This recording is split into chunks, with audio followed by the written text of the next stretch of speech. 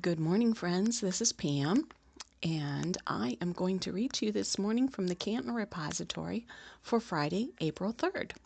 The following is brought to you by a gift in kind from the Canton Repository and cantonrep.com. Here are the area death notices for Friday. Lucille Kuhn Fiddler, age 87, of East Sparta, passed away Tuesday, April 1, 2020. Due to the health concerns, a memorial mass of Christian burial will be held at a later date in St. Mary's Catholic Church in Morgues. Carol Ann Thomas, age 79, of Massillon, Ohio, passed away on March 28, 2020, in Massillon. A private family service will be held. Leo L. Weirlin passed away due to the COVID-19 virus. A private mass of Christian burial will be Saturday, April 4th at 10 a.m. at St. Paul's Catholic Church in North Canton. The mass will be live streamed at www.wfmj.com. Click on the weekly faith service image to find the link.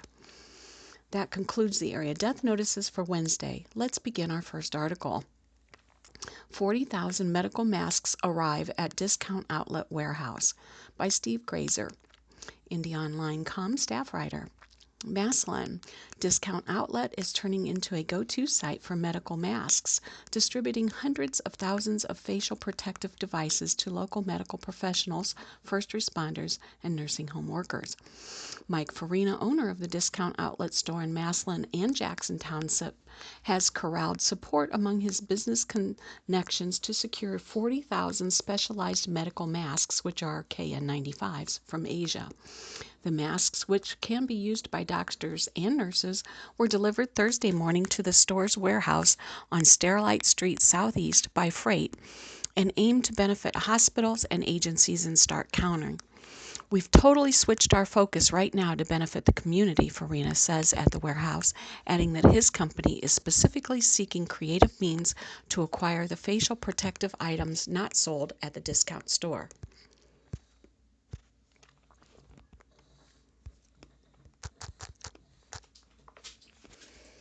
Sorry about that. Factoring in the 40,000 masks from Thursday's delivery, Discount Outlet's donation total since last week will reach approximately 200,000 masks. The amount includes disposable and other masks certified for use by medical professionals. Nursing homes, municipalities, and police and fire departments countrywide have been beneficiaries. Dalton and Greene fire agencies have also received surplus of masks. Another shipment of 300,000 masks is scheduled to arrive next week to the outlet's warehouse, Farina said. Discount Outlet hopes to get a large number of the masks brought in Thursday to Altman Hospital and Mercy Medical Center in Canton, Farina said. Each mask has a market value between $4 and $6. He's been able to find the masks in recent weeks thanks to a strong, established base of connections over the last 35 years in business. We know people from the Orient and in vast networking circles, he said. The priority is to help keep people safe here. Seth Marks, Chief Executive Officer of Discount Outlet, said the company's eyes and ears has made finding and purchasing masks easier. We have guys who are deal finders working for us all over, he said. Other beneficiaries.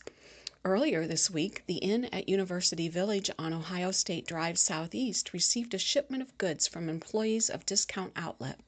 Overall, 5,500 disposable facial masks, 240 bottles of liquid hand soap, and 160 containers of bleach were delivered. About 2,500 medical masks were handed out to the Massillon Health, Police, and Fire Departments, and another 1,000 went to the Massillon Municipal Court System for employee use.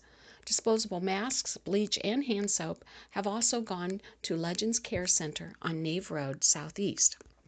Next article, Coronavirus Hitting Stark County Nonprofits in the Pocketbook by Amy Knapp, IndyOnline.com staff writer.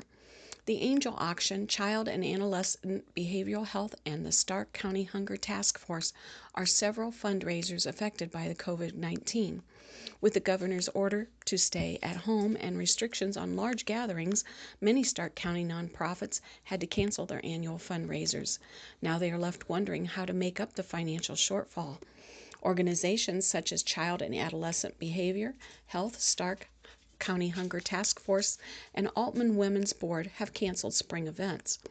Melissa Coltis, Director of Mission Advancement for Child and Adolescent Behavioral Health, was excited about the upcoming Let Your Light Shine fundraiser. Past chairs were returning, and a Cirque troupe from Raleigh, North Carolina was set to perform, Coltis said. Holding on hope, they postponed and later canceled the event. Funding helps with programming for clients from birth to 24 struggling with behavioral and emotional mental health issues. Learn about ways to help Stark County Hunger Task Force and to learn more about the Pallet to Pallet fundraiser, visit starkhunger.org. In the past 3 years, CNA officials have seen the number of clients increase 30%. Shifting gears, money raised during this year's event would have helped students, Coltis said. The organization provides therapists to Stark County schools. More than 50 schools have a therapist meeting with students on a daily basis. Knowing the critical need for funding, CNA officials shifting gears and are planning an online auction in August. We know we have to get creative, Coltis said. The funding raised would aid in consultations, provide snacks to students, and transportation to programming during the summer months, she said. A lot of times our kids didn't have time to go home before coming to a session, she explained. We can provide them with a healthy snack. We have found it keeps them focused during a session. Those types of programs don't have dedicated funding sources, Coltis said. Fundraising helps close the gaps.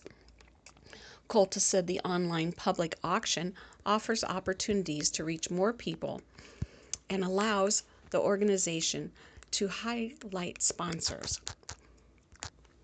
Coltis hopes to build on the excitement and hasn't backed down from reaching the $60,000 goal.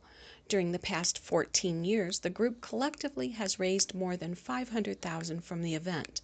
The online auction will be August 3 through 14 and will include items such as a Cancun vacation, artwork from clients, and season passes at Glenmore Country Club. Tickets purchased for this year's event can be refunded, credited for next year, or donated to the organization, Coltis says. We've seen people come out of the woodwork and support us, and we hope the community will, she said. Stark County Hunger Task Force, the organization which provides financial and food assistance to more than 30 food pantries throughout Stark County, could see a $35,000 loss in revenue without its annual fundraiser while seeing a jump in need. The Pallet to Pallet fundraiser has been postponed to May 23, but Executive Director Maureen Tate said they might be forced to take the event online. The major fundraiser is a live and silent auction of donated pieces. A decision is expected soon, Tate said. Tate said the community is rallying and local funding sources, including emergency response funding and donations from corporations, have helped continue to feed the area's hungry. We've seen a slight increase in individual donors, she added. There are people that want to help, and we hope we can reach them. Angel auction. The annual Angel auction set for May 8th has been canceled. The event is produced by the Women's Board of the Altman Health Foundation. Jody Luntz, event co-chair, said that's a first in a 50-year history. It's unprecedented what is happening in our country and world, said Luntz, who co-chairs the event with Lindsay Zimmerman. It's really with a heavy heart we made this decision, but we knew it was the right decision. The auction is a premier fundraiser for the group of more than 300,000 volunteers who raise money for Altman Hospital. Money raised at this year's event was the first funding in the group's $4.2 million pledge over the next 5 years to support a lobby renovation and a specialized mobility program at the Canton Hospital. We just started raising money and no ground has been broken, but we have worked all year planning this event, Luntz said. Last year, $620,000 was raised. The group had not yet begun selling tickets for the May event, she said, adding when the outbreak began, they started talking about what to do. The Women's Board is rolling everything over to 2021. Donations made by local businesses for the event, including gift cards and services, will be used in next year's event. The silver lining, Lutz and Zimmerman and all of the volunteers have a head start on next year's angel auction set for May 14th at the Civic Center in Canton. Child and Adolescent Behavioral Health Services will host an online auction August 3 through 14. Online auction sponsorship packages and grand raffle money tree tickets are still available. Raffle tickets are $25 for a chance to win $2,500. The drawing will be August the 3rd. CNA will present Cirque de Luminaire Parte Deux next year on March 6, 2021.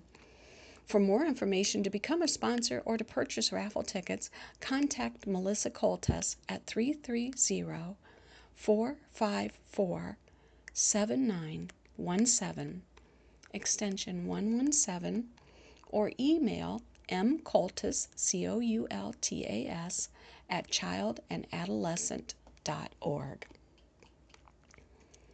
Next article. Stark County Women get prison in federal robbery case by Ed Balint, CantonRepository.com, staff writer. The robberies occurred in Boardman, Youngstown, Kent, and Findlay.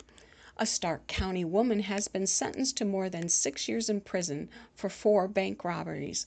Felicia Smith, 42, formerly of Lake Township, pleaded guilty in early 2019 to 4 federal robbery charges in connection with banks in Findlay, Youngstown, Boardman, and Kent. 3 of the robberies occurred in 2017 and the other in 2016, according to federal prosecutors.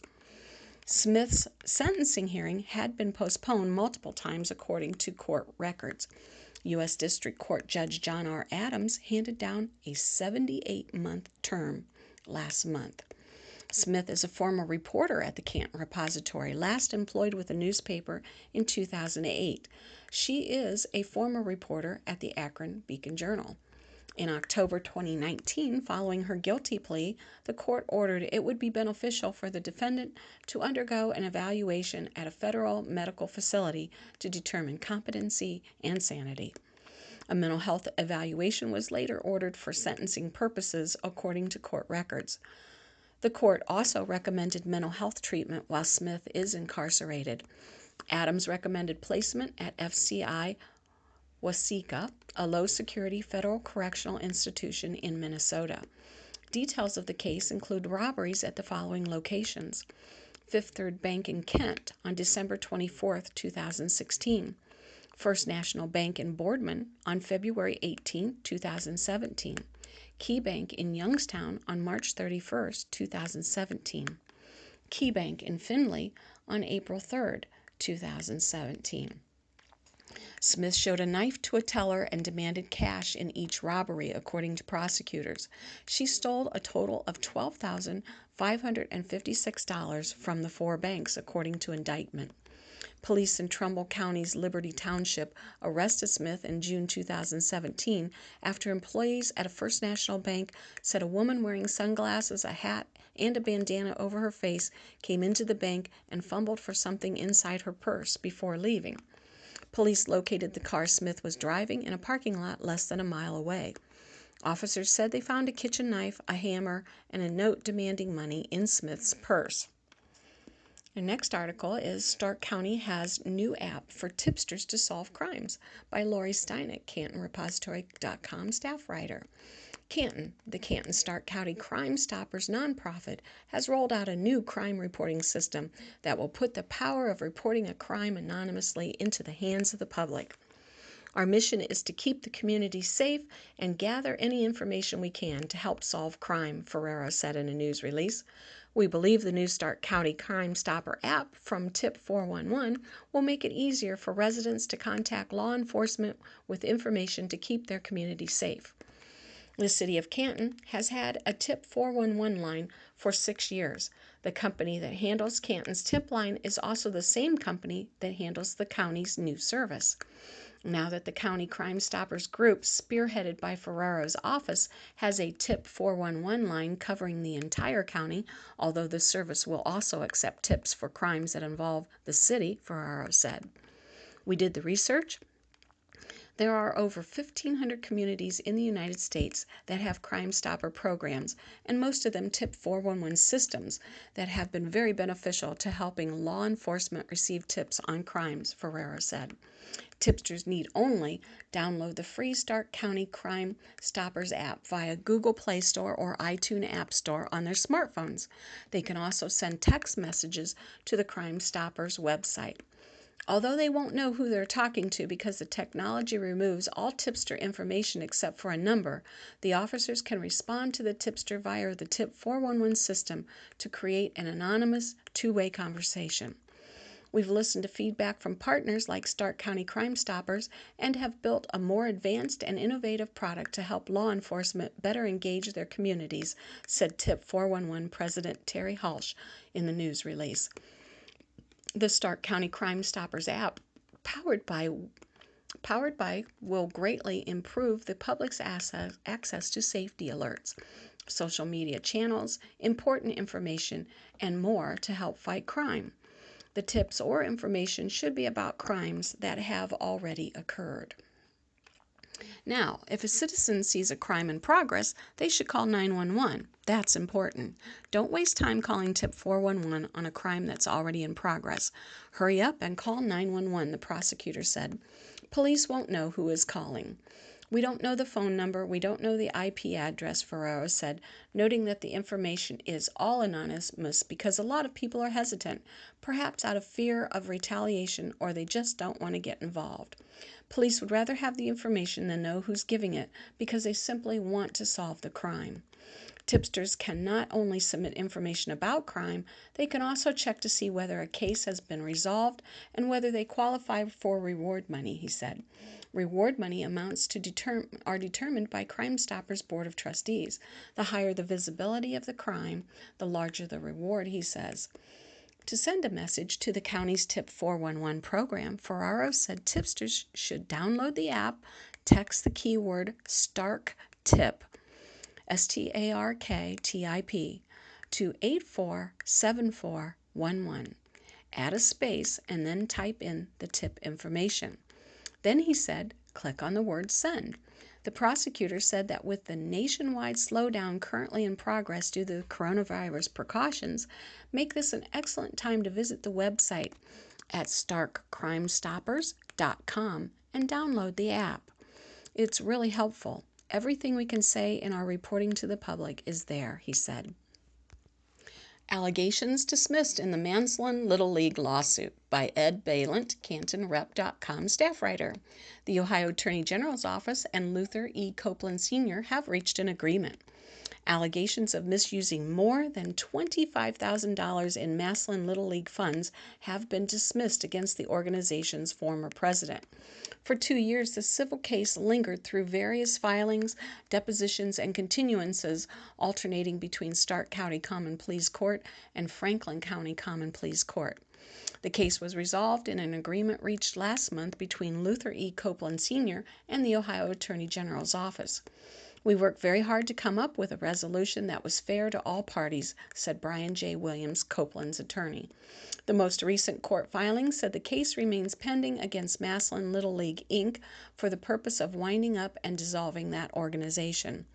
When reached recently by telephone, both Copeland and his attorney said the resolution vindicates the Stark County man. I am happy to get my name cleared, Copeland said. You know, no one wants to be thought of as misusing funds from a Little League.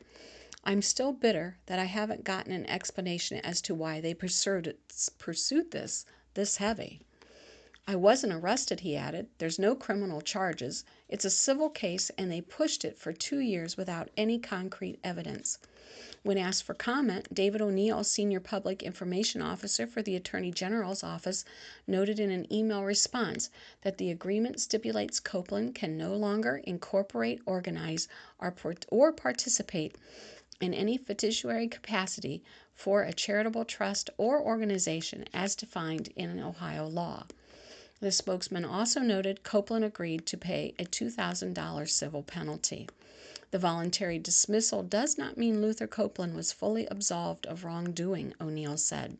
However, in the 6-page settlement agreement reached in lieu of continuing prosecution, the Attorney General's office said the document is the culmination of disputed claims alleged by the Attorney General and does not constitute an admission of wrongdoing to any by Copeland. According to court records, the $2,000 does not represent restitution for any Little League fund. The allegations. The Attorney General's office has alleged in court filings that Copeland breached his duties by misusing and/or misappropriating more than $25,000 of charitable funds and assets belonging to Massillon Little League and the Massillon Youth Baseball Association. The original complaint alleged Copeland failed to provide an accounting and used funds for personal expenses, including auto insurance payments, and at a jewelry store and casino. Williams is vehement. Copeland never stole or misused Massillon Little League funds, noting those who ran the organization chipped in their own money to help cover costs. The agreement says the Attorney General has reason to believe Copeland failed to comply with the administrative requirements for charitable organizations. If you want to say he didn't file a report required for a charitable organization, I said, well, we'll admit to that and we'll pay fines or court costs. But Williams said he demanded language be included in the agreement that although the Attorney General's office had a good faith basis to allege the misappropriation of funds, discovery in the lawsuit indicated there is insufficient evidence to sustain the claim. The assurance of discontinuance. The investigation has been conducted by the charitable law section of the Attorney General's office. Enough time had passed in the case, there's a new state attorney general, Dave Yost, who succeeded Mike DeWine, the current governor. The 28-point agreement is referred to in legal terms as an assurance of discontinuance. According to court records, Massillon Little League was incorporated as a nonprofit in 1973 before ceasing operation in 2016. Of the impact the case has had on Copeland's personally, Williams said, he felt like he was a pariah in the Massillon community. Unfortunate coincidence. The agreement says the investigation revealed that from February 2014 to June 2017, Copeland made 110 cash withdrawals and/or transfers totaling $62,961 from both his and Massillon Little League's bank accounts. The paperwork said Copeland did not maintain any ledger book, account book, spreadsheet, or written recording of any kind showing how he used or disposed of the money he withdrew or transferred. Williams, however, said his client produced receipts and paperwork to reconcile the baseball organization's expenditures. He said the financial accounts of both Copeland and Massillon Little League were at the same credit union. I told the legal counsel for the Attorney General's office that maybe we didn't do everything according to CPA standards, the attorney said. But the Attorney General's office never ever connected any of those things he did personally to Massillon Little League funds, Williams said. It was just an unfortunate coincidence that he had an account at the same credit union as the league. Describing it as an irregular occurrence, Williams said Copeland might have taken $300 from the league account to reimburse himself for league expenses, and it was authorized by board members because he had turned in a receipt. Caring for children during a pandemic, taking care of others in Kelly's house, Nature. When the Stark County daycare she works for shut its doors after an order from Governor Mike DeWine, she went to the Early Childhood Resource Center on Cleveland Avenue Northwest to put in her resume. She started work Tuesday at a Child's Heart in Canton Township, which remains open as a pandemic child care center where she cares for infants.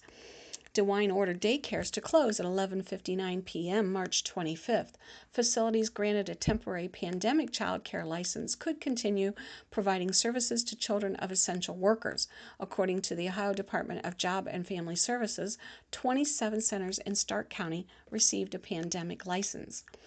I like to take care of the kids and make sure they have what they need, said Howes, who has been working in child care for 11 years. I know a lot of people need child care because there's nobody to take care of the children while they're at work. Staying open.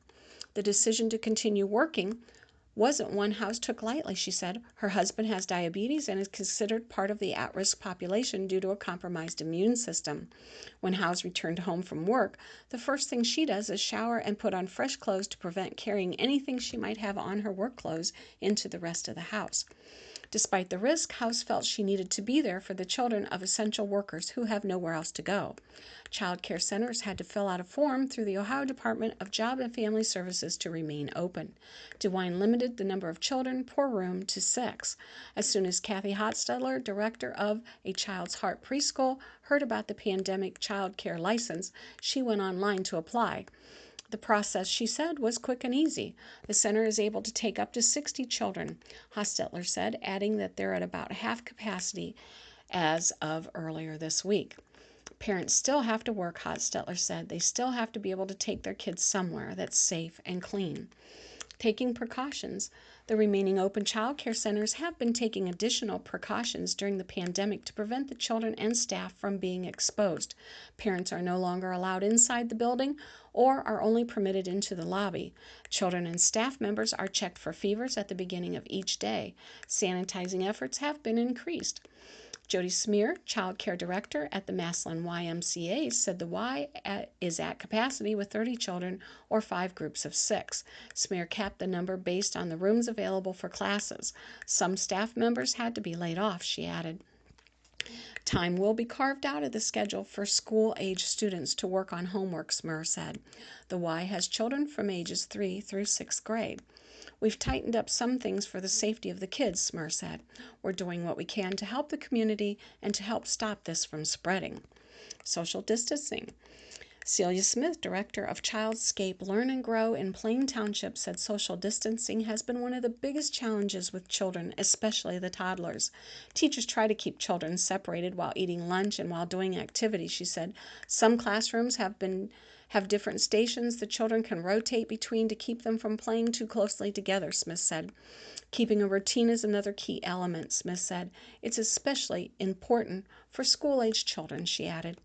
We want to keep the continuity of care going for these children, Smith said. Childscape Learn and Grow went from having 168 children at the beginning of March to now providing care of 37 children, Smith said.